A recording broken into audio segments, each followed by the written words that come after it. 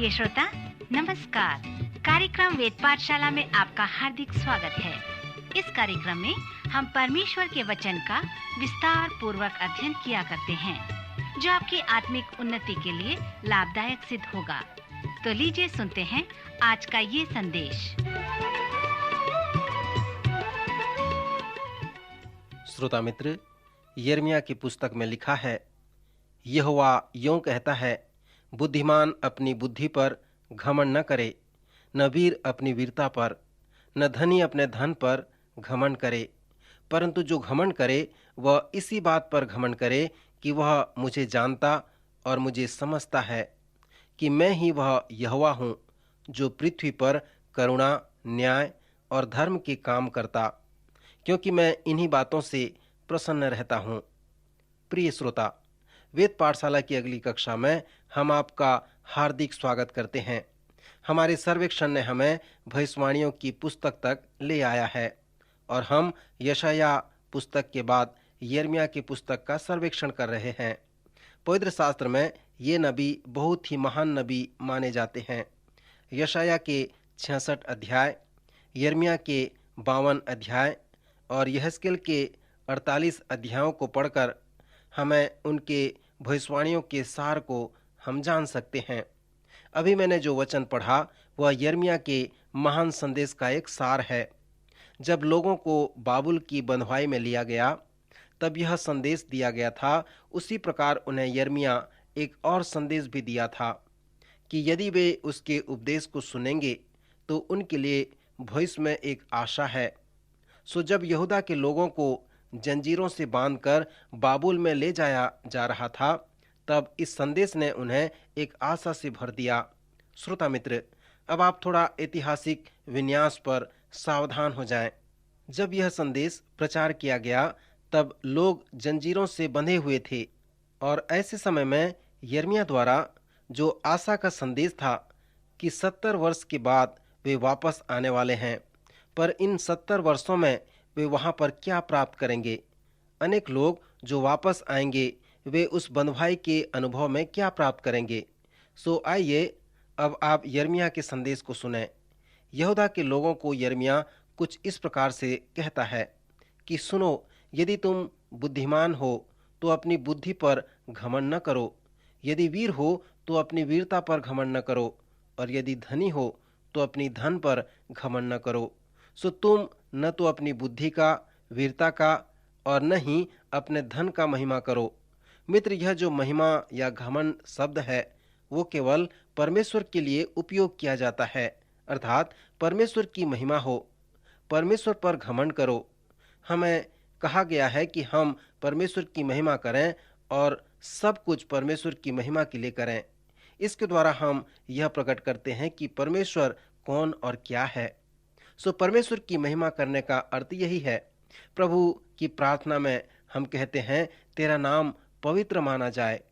जब आप इस प्रकार प्रार्थना करते हैं तो इसका मतलब यह है कि आपके जीवन के द्वारा परमेश्वर जाना जाए, या आपके द्वारा लोग परमेश्वर को जाने कि सचमुच में परमेश्वर कौन और क्या है। सो यिर्मयाह उन लोगों से कहता है जो बंधुआई में जा रहे हैं कि तुम अपने धन, अपनी बुद्धि व अपनी वीरता पर घमंड न करना। इसके द्वारा तुम्हें महिमा नहीं मिलेगी और न ही तुम इसके द्वारा परिपूर्णता को प्राप्त कर सकते हो। तुम धन के द्वारा अपने व्यक्तित्व को नहीं बना सकते। क्या तुम अपने धन को खो दिए? सो इसी प्रकार वो बुद्धिमानों और वीर लोगों को भी कहने लगता है। वीरों को कहा कि तुम अपनी वीरता पर घमंड अब न करना, क्योंकि तुम जंजीरों से बंधे हुए हो, अब तुम और भी कमजोर हो जाओगे। सो यहूदा के लोग जो अब बंधुआई में आ गए हैं, जंजीरों में बंधे हुए हैं, उन्हें यिर्मयाह कहता है कि तुम्हारा धन, तुम्हारी वीरता व तुम्हारी बुद्धिमानी तुम्हारे व्यक्तित्व को पूर्ण नहीं बना पाएगा। फिर यिर्मयाह उन्हें नकारात्मक संदेश के साथ साथ एक सकारात्मक संदेश भी देता है, अर्थात यिर्मयाह द्वारा परमेश्वर उन्हें कहता है कि यदि कोई घमंड करे तो इस बात पर घमंड करे कि वह मुझे जानता और मुझे समझता है कि मैं ही वह यहोवा हूँ, जो पृथ्वी पर करुणा, न्याय और धर्म का काम करता हूँ, क्योंकि मैं इन्हीं बातों से प्रसन्न रहता हूँ। वो कहता है कि यदि तुम सचमुच में जीवन के अर्थ व उद्देश्य को समझना चाहते हो तो तुम मेरे पास आओ और इस बात को स्मरण करो कि मैं कौन और क्या हूँ। सो यिर्मयाह इस संदेश में कहता है कि तुम पृथ्वी पर इस बात का वर्णन कर सकते हो कि स्वर्ग का परमेश्वर कैसा है। यदि तुम यह समझते हो कि इस पृथ्वी पर मैं अपने गुण व विशेषता द्वारा प्रकट होता हूँ तो तुम मेरे और अपने व्यक्तित्व के सार को समझ सकते हो। श्रोता मित्र, यह कैसे संभव है कि हम परमेश्वर को जानें? नए नियम के अनुसार यदि आप परमेश्वर के गुण पर विचार करते हैं तो परमेश्वर के लिए आप अपने तरीके को प्राप्त कर सकते हैं। उदाहरण के लिए पहला यूहन्ना 4 अध्याय में यूहन्ना प्रेरित कहता है, परमेश्वर प्रेम है, इसलिए जो प्रेम में बना रहता है वह परमेश्वर में बना रहता है और परमेश्वर उसमें बना रहता है। सो यदि परमेश्वर प्रेम है और उसमें विशेष गुण है जो परमेश्वर का है तो आप उस प्रेम में बने रह सकते हैं। यदि आप ऐसा करते हैं तो आप इस पृथ्वी पर भी परमेश्वर को प्राप्त करेंगे क्योंकि वह उसका एक गुण है और इस पृथ्वी पर वो एक ऐसा मार्ग है जिसके द्वारा वह अपने आप को अभिव्यक्त करता है कि वह स्वर्ग में कौन व क्या है। इस अद्भुत संदेश में यिर्मयाह ये भी कहता है कि परमेश्वर अपने अटल प्रेम के द्वारा न्याय व धर्म के द्वारा जाना जा सकता है। बंधुआई में जाने वाले लोग इस बात को जानते थे कि वे अपने बल, ज्ञान व धन के द्वारा पूर्णता को नहीं प्राप्त कर सकेंगे, परंतु ये भी जानते थे कि किसी न किसी स्थान में उन्हें वह अवश्य मिलेगा। यिर्मयाह ने कहा था, यही अच्छा समय है कि तुम परमेश्वर में जीवन के अर्थ व पूर्णता को प्राप्त कर लो, क्योंकि यदि तुम जानते हो कि परमेश्वर प्रेमी, धर्मी व न्यायी है, यदि आप उसके इन गुणों को जानते हैं कि स्वर्ग में जो परमेश्वर है इस पृथ्वी पर उसका अभिव्यक्त इस प्रकार होता है, तो आपके पास ऐसी चीजें हैं जिसे आपसे कोई छीन नहीं सकता। लोग आपके बल, आपके धन को ले सकते हैं, परंतु वे आपसे परमेश्वर के प्रेम को नहीं ले सकते। परमेश्वर के गुणों से आपको वे अलग नहीं कर सकते। हमारे समय में कुछ लोगों को इसी प्रकार बंधुआई में रखा गया, उन्हें काल कोठरी में रखा गया। किसी को 4 वर्ष, किसी को 5 वर्ष, किसी को 6 वर्ष और अधिक से अधिक 7 वर्ष तक। उन्होंने वर्णन किया कि लोग उनसे सब छीन कर ले गए, परंतु वे परमेश्वर व उसके गुणों को उनसे अलग न कर सके। उन्होंने ये भी कहा कि वे अपने बल व अपने धन के द्वारा अपने जीवन के आवश्यकताओं की पूर्ति न कर सके, परंतु उन्होंने उसे परमेश्वर द्वारा प्राप्त किया। सो इसी प्रकार का संदेश यिर्मयाह ने भी यहूदा के लोगों को, जिन्हें जंजीरों में बांधकर बंधुआई में ले जाने वाले थे, उन्हें ऐसा ही प्रचार किया। श्रोता मित्र, जैसे मैंने आपको बताया था कि यिर्मयाह एक चिन्ह, प्रतीक और सांकेतिक प्रचार करता था। उसके अनेक संदेश इसी प्रकार के हैं। एक बार यहोवा ने कहा कि वह सनी की एक पेटी मोल ले, उसे कमर में बांधे और कुछ दिन पहनकर उसे एक दरार में छिपा दे। सो यहोवा की आज्ञा के अनुसार उसने ऐसा ही किया। फिर बहुत दिनों के बाद यहोवा ने उसे फिर कहा, जिस पेटी को मैंने तुझे वहां छिपाने की आज्ञा दी, उसे वहां से ले आ। जब मैं उसे लाया तो वह बिगड़ गई थी, वह किसी काम की न रही। सो उसने कहा, यहोवा यूं कहता है कि मैं यहूदियों का गर्व नष्ट कर दूंगा। तुम जो मेरे वचन सुनने से इनकार करते हो, अपने मन के हठ पर चलते हो, दूसरे देवताओं के पीछे चलकर उनकी उपासना करते हो और उनको दंडवत करते हो, इस पेटी के समान हो जाओगे जो किसी काम का नहीं है। सो मैं तुम्हारे गर्व को तोड़ डालूंगा। श्रोता मित्र, यिर्मयाह के इस संदेश से मुझे निश्चय है कि वे उसके संदेश को अवश्य समझ गए होंगे। आज की कलीसिया में इस प्रकार उपदेश हमें देखने को नहीं मिलते, क्योंकि वे यदि ऐसा खरा उपदेश देने लगें तो उन्हें दूसरी कलीसिया ढूंढनी पड़ेगी। परंतु यिर्मयाह बंधुआई के प्रारंभ से लेकर अंत तक इसी प्रकार का उपदेश देते रहा। यिर्मयाह के 32 और 33 अध्याय में हम एक अच्छी बात को पढ़ते हैं। यह सिदकिय्याह के शासन काल में घेराबंदी के समय की बात है।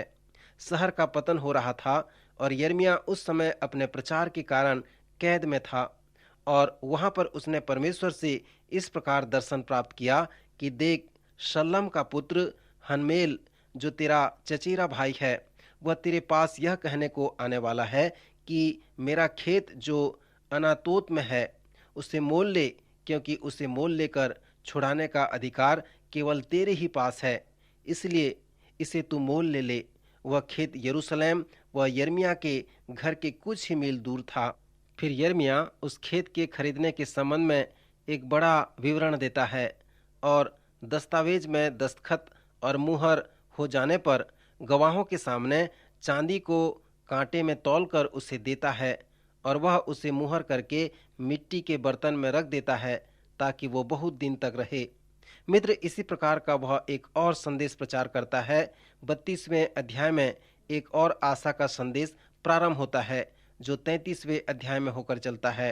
वो कहता है कि सेनाओं का यहोवा यूं कहता है, आने वाले दिनों में इन लोगों की उन्नति होगी, फिर लोगों के पास अपना जमीन, अपना घर, अपना खेत होगा और वे खरीदते और बेचते रहेंगे। परमेश्वर कहता है, इस्राएल को फिर मैं रोपूंगा और बढ़ाऊंगा। फिर वह लोगों से कहता है, मैं और विश्वास करता हूं कि परमेश्वर ऐसा करेगा। और वह अपने भविष्यवाणी के एक बड़े संदर्भ में कहता है, मुझसे प्रार्थना कर और मैं तेरी सुनकर तुझे बड़ी बड़ी और कठिन बातें बताऊंगा जिन्हें तू अभी नहीं समझता। श्रोता, यह पद बहुत ही लोकप्रिय है, अनेक लोग इसे जानते हैं। एक बार यह पद मेरे जीवन में आया। वह वर्ष का अंतिम समय था और वह वर्ष मेरे लिए बहुत कठिन व बुरी तरह से बीत रहा था। जीवन में संघर्ष थे, कठिनाइयां थीं, आंसू थे। मैंने प्रार्थना की कि प्रभु, आने वाले वर्ष इस प्रकार न हो। और जब वो वचन मनन कर रहा था तब यह पद मेरे सामने आया कि मुझसे प्रार्थना कर और मैं तेरी सुनकर तुझे बड़ी बड़ी व कठिन बातें बताऊंगा जिन्हें तू अभी नहीं समझता। सो परमेश्वर ने कहा कि यदि पिछले वर्ष की नाई तू नहीं चाहता तो मुझसे प्रार्थना कर, तुझे ऐसी बातें बताऊंगा जिसे तूने अभी तक नहीं समझा है। श्रोता, क्या आप उस सुंदर पद के संदर्भ को अनुभव करते हैं? जब यरूशलेम बाबुल के अधीन आने वाला था तब यह पद उसके संदेश का एक भाग था जो इस प्रकार से था, क्योंकि मैं इस देश की दशा पहले की नाई ज्यों की त्यों कर दूंगा, यहोवा का यही वचन है।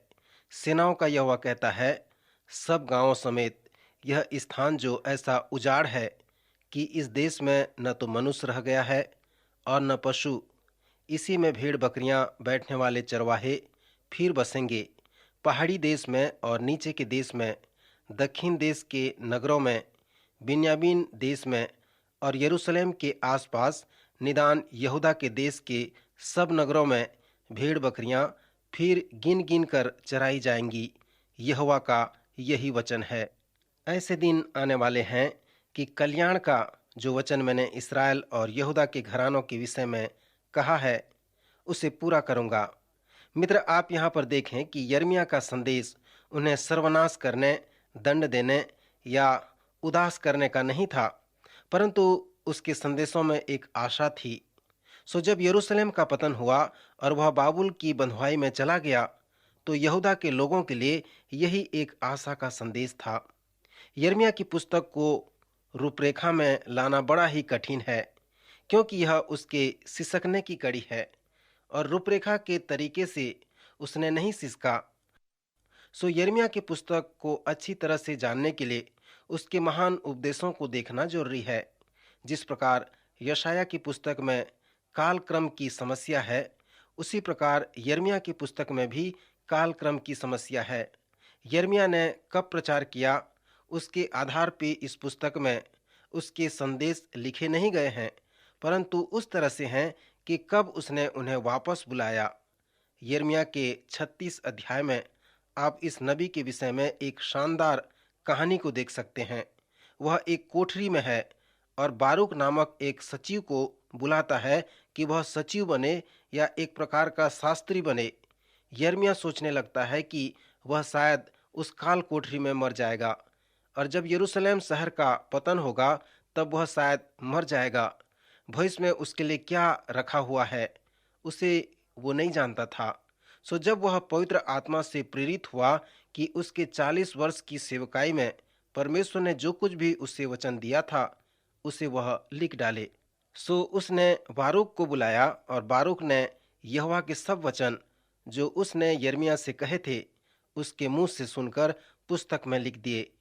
उस समय यहोयाकीम जो राजा था उसने यिर्मयाह की उस पुस्तक के विषय में सुना। वह चाहता था कि उसे उसके सामने कोई पढ़े।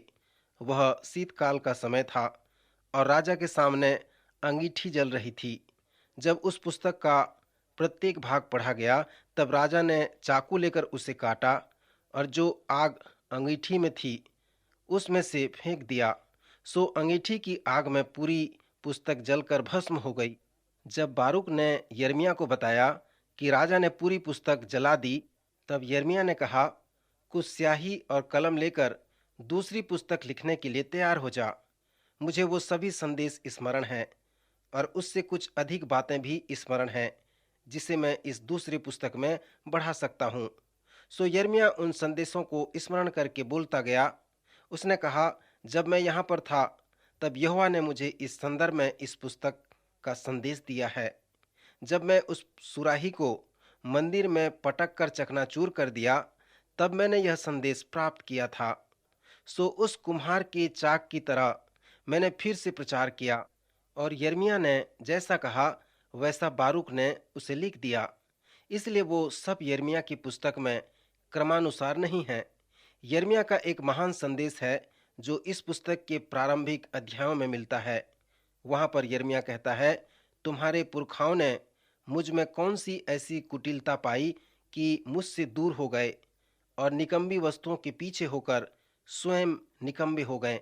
उन्होंने इतना भी न कहा कि जो हमें मिस्र देश से निकाल कर ले आया है वह यहोवा कहाँ है।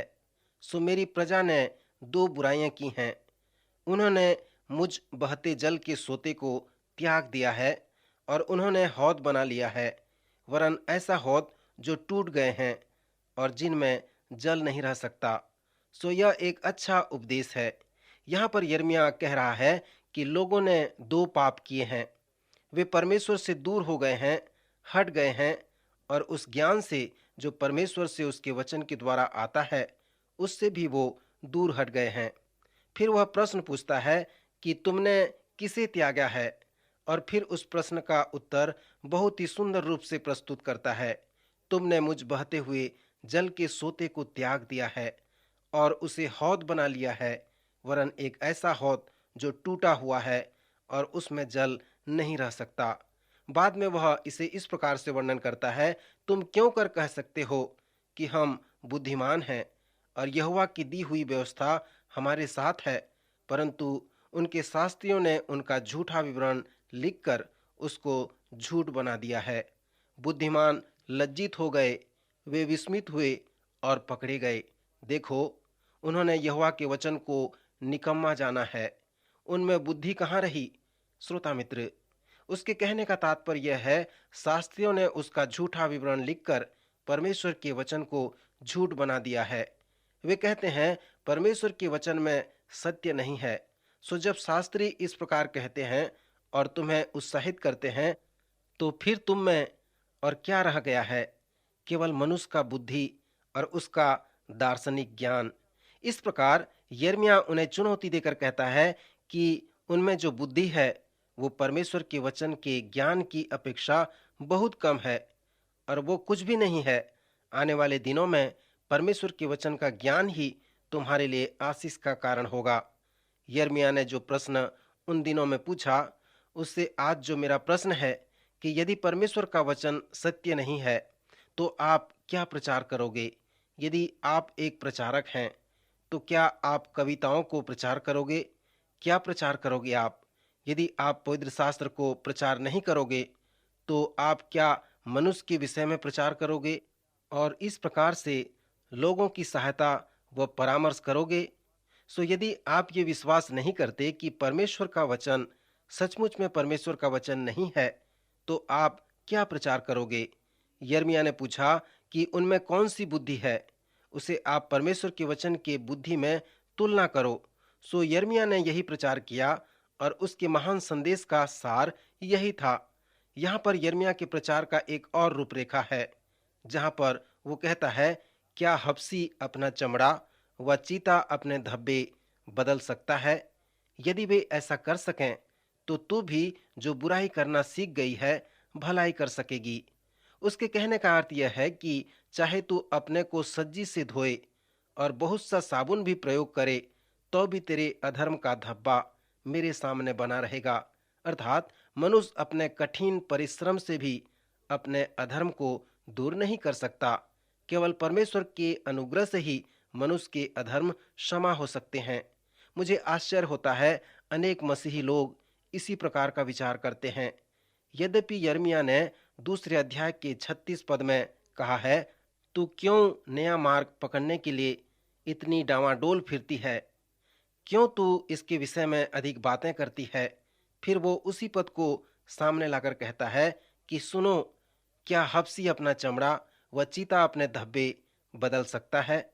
यदि वो ऐसा कर सकें तो तू भी जो बुराई करना सीख गई है भलाई कर सकेगी। सो इसमें उसके संदेश का सार यह है कि जब तक परमेश्वर तुम्हें नहीं बदलेगा तब तक तुम नहीं बदल सकते। यदि तुम परमेश्वर के वचन के अनुसार चलोगे तो परमेश्वर तुम्हें बदलेगा। पवित्र शास्त्र में हम पढ़ते हैं, तुम्हारी बुद्धि के नए हो जाने से तुम्हारा चाल चलन भी बदलता जाए। पवित्र शास्त्र में हमारे पास एक आशा है कि हम परमेश्वर द्वारा बदले जा सकते हैं। सो यह यिर्मयाह का एक महान संदेश है। फिर यिर्मयाह मनुष्य के मन के विषय में कहता है कि मनुष्य का मन सब वस्तुओं से अधिक धोखा देने वाला होता है, उसका भेद कौन समझ सकता है? फिर वो उत्तर देते हुए कहता है कि केवल परमेश्वर ही मनुष्य के हृदय को जांच सकता है। एक पास्टर होने के नाते जब मैं लोगों का परामर्श करता था तो मैं लोगों के मन को नहीं जान पाता था। एक बार मैं इस निष्कर्ष में आकर प्रार्थना करने लगा, तब परमेश्वर ने मुझे इसी पद को दिखाया जो यिर्मयाह 17वें अध्याय में पाया जाता है। अर्थात मन तो सब वस्तुओं से अधिक धोखा देने वाला होता है, उसमें असाध्य रोग लगा है, उसका भेद कौन समझ सकता है? मित्र, क्या आप इस प्रश्न के उत्तर को समझ गए हैं? केवल परमेश्वर मनुष्य के मन को जान सकता है। इसलिए दाऊद जो आत्मिक रूप से बहुत बुद्धिमान था, वो परमेश्वर के पास आता है और प्रार्थना करता है, जो भजन 139 में हमें मिलता है। वो कहता है, हे ईश्वर, मुझे जांच कर जान ले, मुझे परख कर मेरी चिंताओं को जान ले और देख कि मुझ में कोई बुरी चाल है कि नहीं, क्योंकि मैं अनंत के मार्ग में चलना चाहता हूँ। मित्र, केवल परमेश्वर ही आपके मन को जानता है। सो जबकि आपके मन में असाध्य रोग लगा है, वह धोखा देने वाला है, तो आपको चाहिए कि आप परमेश्वर के पास आएं और उससे कहें, हे परमेश्वर, मैं अपने मन को, अपने हृदय को नहीं जानता, सो तू मुझे देख कि मुझ में कोई बुरी चाल है कि नहीं, क्योंकि मैं अनंत के मार्ग में चलना चाहता हूँ। श्रोता, जब आप यिर्मयाह की पुस्तक को पढ़ेंगे तो ऐसे अनेक संदेशों को आप प्राप्त करेंगे। मेरे पास इतने समय नहीं है कि मैं उन सभी संदेशों को बताऊं, पर आप इस पुस्तक को अवश्य पढ़ें और मनन करें। यदि आप ऐसा करेंगे तो आप अवश्य ही इस नबी को प्रेम करेंगे। एक बात पर ध्यान रखें कि परमेश्वर आपके मन को जानता है। आप अपने परिवार, अपने मित्र, अपने आप को धोखा दे सकते हैं, परंतु परमेश्वर को धोखा नहीं दे सकते। वह आपके हृदय को जानता है, वह उसे नया बनाना चाहता है, एक नए बर्तन की तरह बनाना चाहता है, परंतु आपको चाहिए कि आप उसे अनुमति दें कि वह आपको नया बनाए। प्रभु इन वचनों द्वारा आपको आशीष दे, आपकी सहायता करे।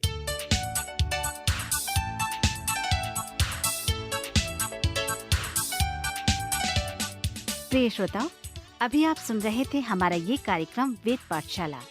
श्रोताओं, आपको ये जानकर खुशी होगी कि हमारे पास इस अध्ययन से संबंधित नोट्स उपलब्ध हैं, जिन्हें हम सभी श्रोताओं को निशुल्क भेजना चाहते हैं।